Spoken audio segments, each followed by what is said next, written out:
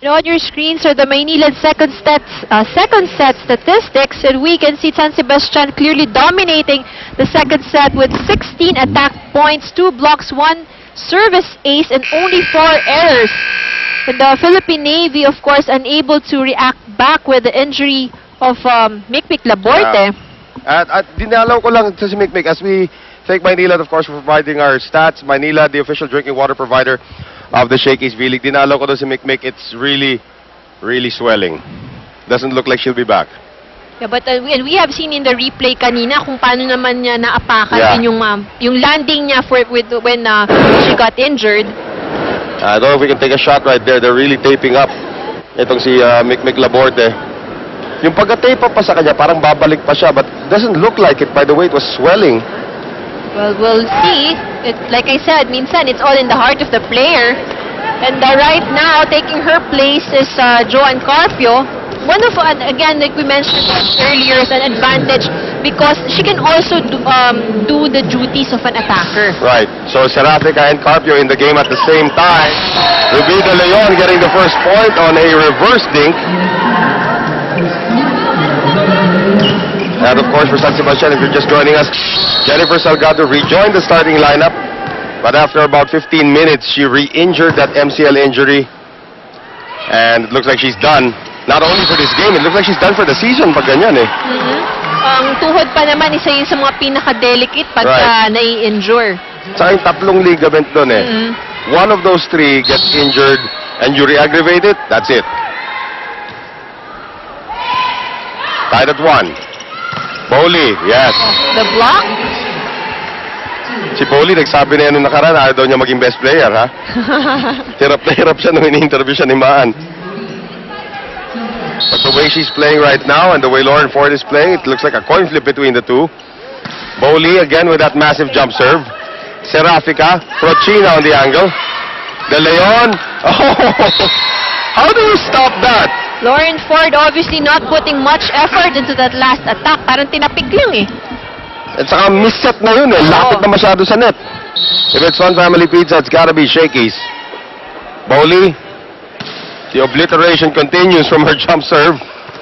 And Bautista, nice save there by Benito. Ford gets it across. Here's Serafika. Going for Bautista. Gustilo on the dig. They go to Ford again on the angle. Diving in is Serafika. Bautista. Gustilo.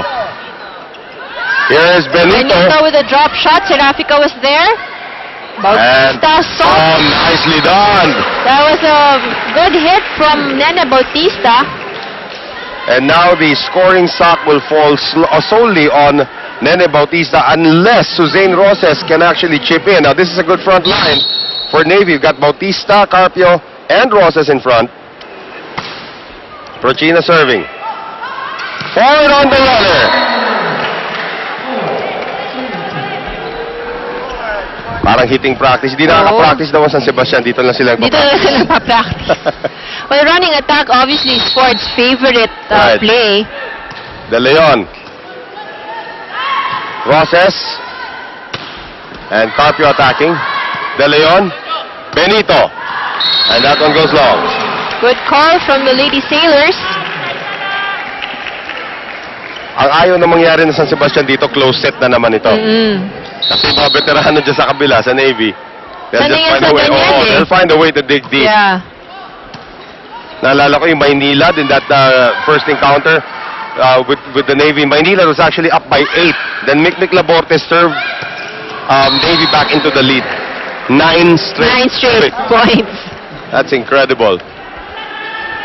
And so is Lauren Ford right now. Mikasa is the MVA 300, the new official game ball of the Shakey's V-League Season 8. More intense rallies and more thrills with the Mikasa MVA 300. Ford. Bautista. Serafika. Roses. Benito. Doria. Back to Joy. Dug up by Galido. Serafika. Back set now for Carpio. Bowley. Caught unaware, but nevertheless. Kanya pala yung play. Oh, Ford with a stretch. And no second ball coming. Well, that's one good thing of being very tall and long. Right. Konting abot lang. Napako yung paa ni Jill Gustilo, hindi siya nakagalaw. 5-4. Carpio to serve. Crisostomo. De Leon for Bully again, who was Caught unaware once again. Roses across. Roses has not really been producing much here. Benito. Serafica. They go to Sue once again. And finally, Sue Roses. Sue Roses has to step up if the Navy wants to buck the loss of Mikmik Laborte. And now Coach Roger up on his feet, so alam na natin na ibig sabihin yan. Right. Carpio, Crisostomo, nice reception. Set up now for Jill Gustilo off the block. Serafica for Roses, dug up by Crisostomo. Doria. Doria. Africa once again setting up for Roses. Boy, Sue Roses, when she wants to score, she can, and that's what the Philippine Navy needs right now. More offense coming from the former MVP, Sue